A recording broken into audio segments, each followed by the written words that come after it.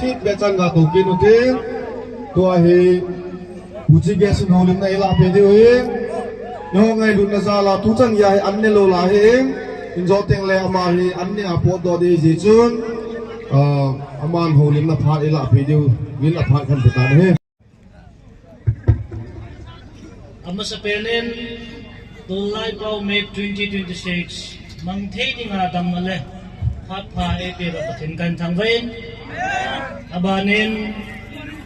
gamle go hu na panila jing la yo wa sumle pa ya sakono wa I hau sa ho hin tau na panhin la ho lam kai ho mino mi pa tamzo zule gamgi ben bin na kachol tai tilowa hangsan ta panhin la jing na nam pasal hangsan vivi ho le nam sipai ho na bon chawin kangai lut na lajana salam kan pe ne kagi pal he jengin tuni ko hin hichelai mona kidingin din minu mi pa hizat nga gol hang le nam pasal hangsan ho masana kidingin de ti hi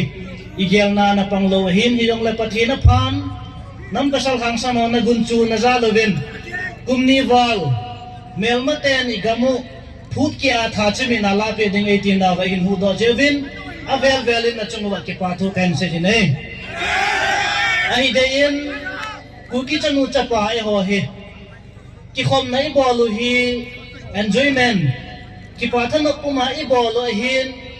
hi che ho thanuk na tampi gala agin hin nga ya gamgi nga adan pasal hangsan ho chunga ki pathu ka sai tol honin amaw ni jong avelin kasana kapikin winay kipa me Christmas imanguvin kumtha jong imanguvin tolai pa me bol jong ipelvin lam jong ilamovin lam jong ilam ke diu hi ama wang isu mil lo diu chu email ma tevin e ho tha dadinga achom do meithal atam zo hi asamil lo lai ti su mil lo diu igalu ki chai lo lai hin ngol thei povin kipa thei hi vin kipa den thei hin ko chi phalo la je ye chu pasal hangsan khani hi nawa iki control diu hi I bol zo siwa nam ma tha na thei khoma hin ko manglo wa kanam hi ka hu do lo kho hi ti lung chang keng puma tu ni hin panila deu ka desa ki ni nei kum som thumwa nam sipai hin nei ta vin ahin gal ki ging chang lo hela gali hin na yule gamgi jo se ven bin na dingin mi pi pan la lo khoin ade sanin emergency in training I bolovin hapta ni khat bol jong chu ki tampon tin hi chipu ma chu panila wa gami hu do he jein ai de in nam pasal hangsan vivi ho chung ki patu ka ra sai ki ni nei gamgi mun tam tai hu na wa vivi ho hi budoma solo jong maintain beri hala solo yo maintain e ho chi het saw hen iti christian yu ham chu ka hapun ju chu a sol nam si bai yong nam te de ka ging cha ne hi chu ho zo se in tho gal kai je wa tu ni kho a hi chala ai to lai pau mit iti wa nu se wai ki kho mo he je in vi vi ho chu ma ke pa thu sang ta ka phu ki ni nei ka ba nu ba nam si pai a human group som liwal ahat jong maintain ahat lo jong ding hi ama wang ibon chawa hi nam sipai ikiti ta jevin nam hu ding chui kinu ni jai ni iki tho pi ding ba vi mun do ho hi koi mo organization nang noi se chong lo wa ngai lu na me lai mu ba panila kho mu ba igamu hu do te ngule ahi dia hi chilai mun hi mun boy mo khat to lai pau mi kham tha hoi ki su kho mu bai ki kil khona mun hi mun boy mo khat hi ding a hin tunia sanga thupi zo a iki pa na thei ding wa pani be ela be ki no wa hangsam tai han na ba no wa pan la jing ding kan tien ke no ven in zo teng le inam sum wa intellectual le kha thim dr thatang bai phayau men special appearance dr sai boy aumen amo jong phat man di ujen tam ta ka sai nom pon ka sai nom pen chu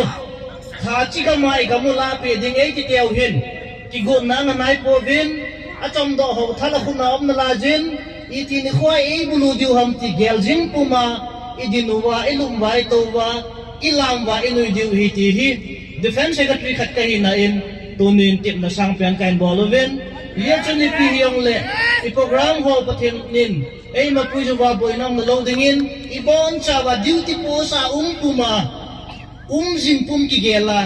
kaum na hi thung jang kho hi tilowa duty po sa kala ka sa hi duty po sa ka ma kala ma ki gel do puma kin khomang dingin a chai nan kan ti mo din ei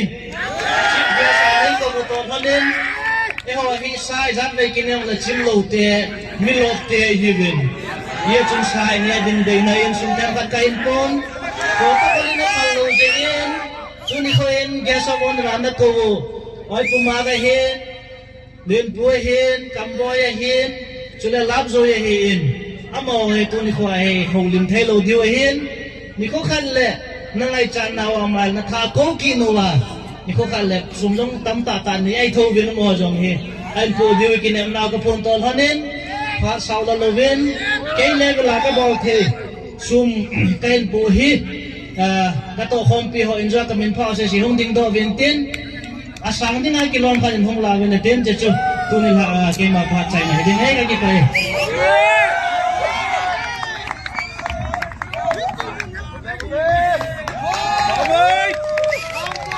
tak chapa ku ki chapa hang san je ngoi te ka ki kai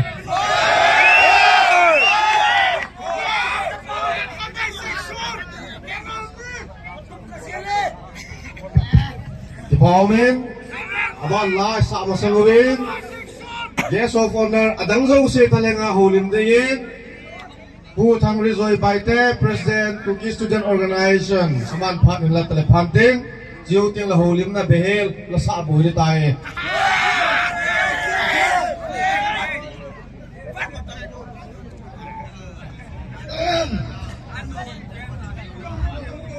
Tuni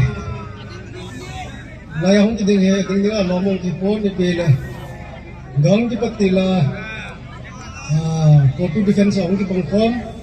se hin khom le ne ugen hen kani kilo khom na ji wa chin gel do